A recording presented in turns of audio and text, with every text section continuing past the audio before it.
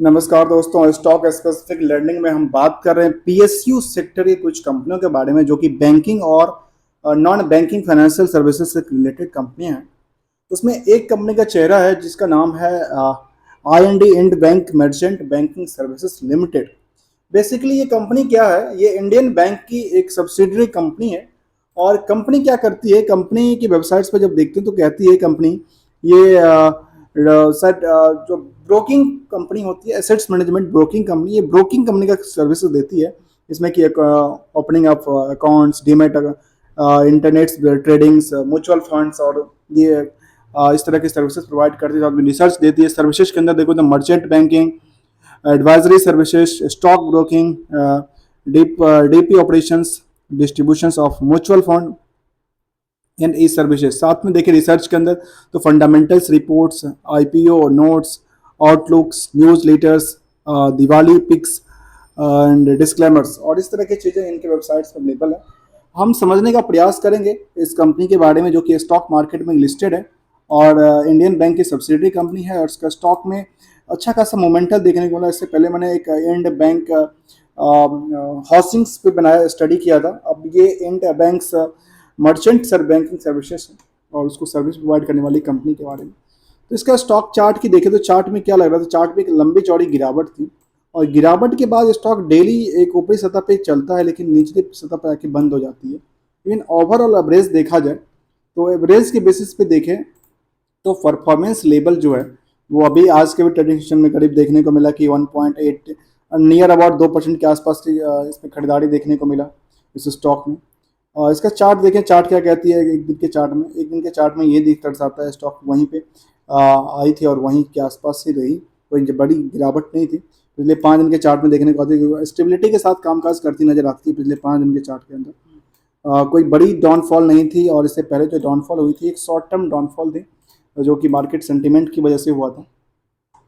चलते हैं पहले जानते हैं इस कंपनी के बारे में। और कंपनी के बारे में हमने देखा कि स्टॉक ब्रोकिंग और इस तरह के म्यूचुअल फंड्स वाले का सर्विस प्रोवाइड करती है। प्राइस इसका है 47 से 47 रुपये के आसपास और इसका 52 की हाई की बात करेंगे तो निकल के आती है 60 रुपये के आसपास।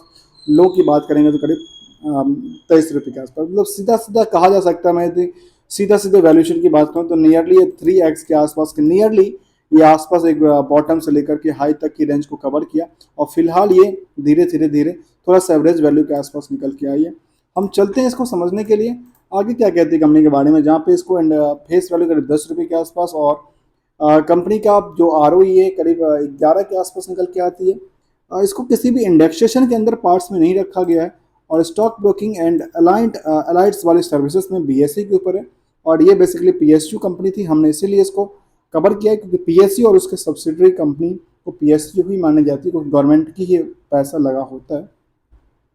इसके साथ साथ देखें इस कंपनी के बारे में, जहाँ पे कुछ और इन्फॉर्मेशन की बात करें तो निकल के आती है पिछले 1 साल के एक स्टेबिलिटी नज़र आती है स्टॉक में।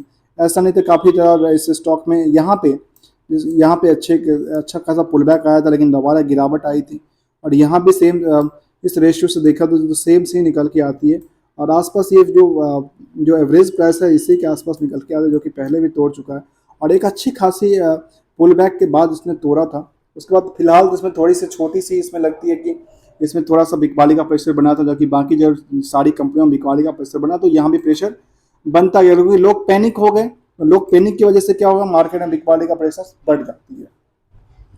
इसलिए 5 दिन के चार्ट को देखो तो 5 दिन के चार्ट में यही हमने स्टडी किया था। 1 महीने के चार्ट को देखो, 1 महीने के चार्ट में एक जिस तरह के बाकी कंपनियों में थे वैसे ही यहाँ पे थोड़ा सा डाउन साइड देखने को मिला था और फिलहाल ये एवरेज के आसपास काज करते नजर आती है स्टॉक्स।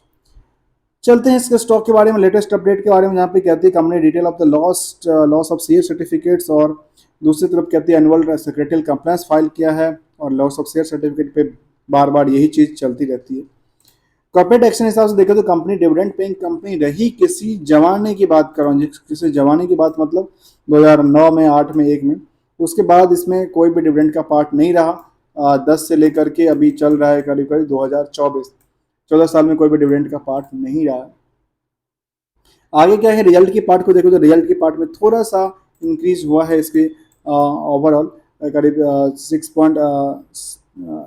6 करोड़ से लेकर के 6 करोड़, 6.5 करोड़ के आसपास थोड़ा सा पहुंचा है और प्रॉफिट की पार्ट जो थी आसपास थोड़ा सा डाउन हुआ, जिसकी वजह से जो ऑपरेटिंग ईपीएस है और बाकी चीज़ें थोड़ा सा चेंज हो गई है। इसकी यदि हम हिस्टोरिकल डेटा को देखें तो यह निकल के आती है, जो क्वार्टरली बेसिस पे इसका रिजल्ट जो है वो करीब करीब देख ये कहा जा सकता है इसके सबसे अच्छे परफॉर्मेंस निकल के आती है। कंपनी की जो रिवेन्यू है वो एक तरह से धीरे धीरे धीरे इंक्रीज करती जा रही है, 6 करोड़ 86 लाख के आसपास पहुंची है यहाँ पे। और दूसरी तरफ इसका नेट प्रॉफिट को देखो क्वार्टरली बेसिस पे तो निकल के आती है करीब 2.5 करोड़ के आसपास, जो कि पहले भी करीब 2.5 करोड़ के आसपास निकल के आया था, और कभी एक कंपनी लॉस में भी देखने में आई है नेट प्रॉफिट के बेसिस पे।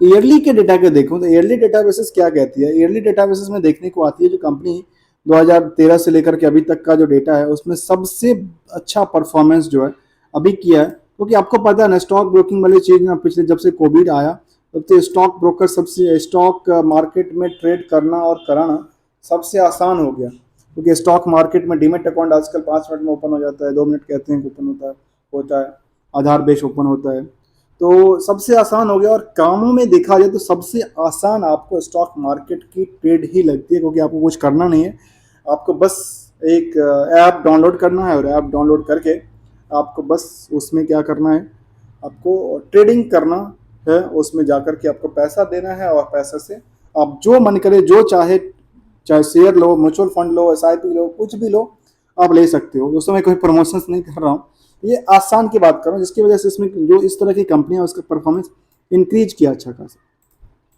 इसमें वेद का भी नाम आया, इनके भी क्लाइंट बेस बने होंगे, और ओवरऑल प्रॉफिट देखो तो करीब 9 करोड़ के आसपास का प्रॉफिट जनरेट किया है, और इससे पहले इसने इतना प्रॉफिट कभी जनरेट नहीं किया था इस साल में। तो इस हिसाब से देखा जाए तो वाई के हिसाब से जहाँ पे 3.5 करोड़ का नेट प्रॉफिट था वहाँ पे 9 करोड़ के आसपास होता है, मतलब 2.75x के हिसाब से देखा जाए तो ये इतना ग्रो लेवल कर चुका है एक बॉटम से लेकर के एक फिक्स टाइम फ्रेम के हिसाब से। चलते हैं आगे के शेयर होल्डिंग पैटर्न की तरफ, जहाँ पे प्रोमोटर की होल्डिंग करीब 64% है, 65% मान लेते हैं इसको, और 35% की होल्डिंग है आम पब्लिक के लिए। और आम पब्लिक में आपको पता है कौन से लोग हैं ऐसे और कौन है बड़े प्रमोटर्स के हैंड में। तो बड़े प्रमोटर्स के हैंड में इंडियन बैंक जिसके पास करीब 65% की होल्डिंग है, और दूसरी तरफ निकल के आती है कोई भी एफआई कोई भी डीआई नहीं है, केवल और केवल पब्लिक है 35% के आसपास, जिसमें से एक ही नाम निकल के आता है इन्वेस्टर्स एजुकेशन, मतलब ये इन्वेस्टर है, बल्कि यहाँ पे एन आई भी लिखना भूल गया। Investor protection and investor education and protection fund के पास जो है 2.40% की पोजीशन उन्होंने दिया है।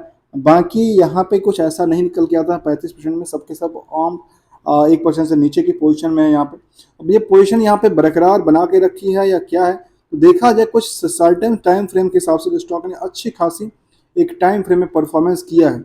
अभी फिलहाल इसकी एवरेज प्राइस इसके आसपास बनती नजर आती है, इससे पहले इसकी एवरेज प्राइस यहाँ पे थी। और इससे रेजिस्टेंस की बात करें, रेजिस्टेंस का कोई बात नहीं हो सकता, रेजिस्टेंस में आप जो ऊंचाई है वो अभी ऊंचाई तो यहाँ पर पहुँच के नीचे उतरा, तो अभी रिसेंटली यहाँ पे पहुँचने के लिए कामकाज करेगी। तो यहाँ पे फिलहाल जो देखने को मिलता है स्टॉक में, जहाँ पे थोड़ी बहुत करके जंप लगाने का प्रयास किया, तो नियरली जो इसका टारगेट हो सकता है, जो कि इसको देखा जा सकता है करीब करीब 52-53 रुपये के आसपास जाएगा। और उसके बाद यदि ज़्यादा हो जाता है तो करीब करीब 55-60 के आसपास इसका टारगेट आगे चल के हो सकता है। तो किस तरह की चीज़ें हमें देखने को यहाँ पे मिलता है, क्योंकि इसका फंडामेंटल्स में उस तरह की पोजीशन स्ट्रॉन्ग नजर आते हैं। बैंकिंग जो कंपनी है वो गवर्नमेंट बेस्ड कंपनियां हैं, वो भी परफॉर्मेंस अच्छी करती नजर आती है। आगे कहती है कंपनी के बारे में, जहाँ पे देखें तो निकल के आती है हमारे पास एक हिस्टोरिकल डेटा बेसिस पे देखें तो क्या निकल के आती है, जो क्या प्राइस चेंज के हिसाब से देखा जाए तो ओवरऑल कंपनी का परफॉर्मेंस जो है पिछले 10 सालों में, ये मैंने इसलिए किया क्योंकि ये मैंने हमेशा कहा है, जो as per the bull market और बियर मार्केट हिसाब से कंपेयर किया जाए तो कई बार होता है हम बुल मार्केट से बियर मार्केट तरफ कंपेयर करें, कई बार हो सकता है हम बियर मार्केट से बुल मार्केट तरफ कंपेयर करें। तो एज ऑन डेट पे हमारे पास एक टाइम फ्रेम के हिसाब से क्या निकल के आती है, उसमें निकल के आती है जो पूरे 10 सालों में कंपनी का जो परफॉर्मेंस था वो 732%, पिछले 5 सालों में करीब करीब 421%, 3 सालों में 121।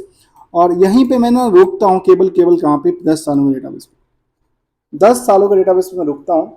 अब यही कोई स्टॉक ब्रोकिंग कंपनी में कोई इन्वेस्ट, मैं मान लेता हूँ इनकी सबसे इसकी होल्ड प्रमोटर्स कौन है, प्रमोटर्स है इंडियन बैंक।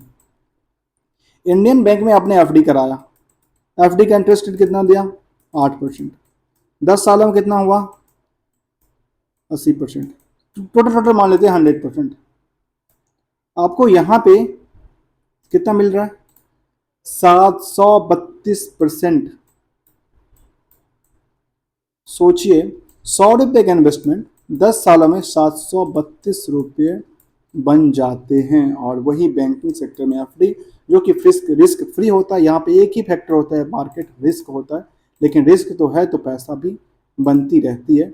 इसी क्रम की बात करूँ तो फिलहाल ये स्टॉक में देखने को आती है, स्टॉक में अच्छी खासी गिरावट देखने को मिला, हल्की फुल्की, जबकि मार्केट में बाकी सारे स्टॉक्स लंबी गिरावट में थी। यहाँ पे थोड़ी सी गिरावट देखने को मिला, जो कि सेंसेक्स अच्छा खासा रिकवर कर चुका है पिछले हफ्ते के डेटा को। और जब अगले हफ्ते खुलेगा तो उसमें थोड़ा सा देखने को मिलेगा, जब में थोड़ा सा डाउन शेयर देखने को मिल सकती है, क्योंकि as per the bull market और बियर मार्केट सेंटीमेंट के हिसाब से कंपेयर किया जा सकता है।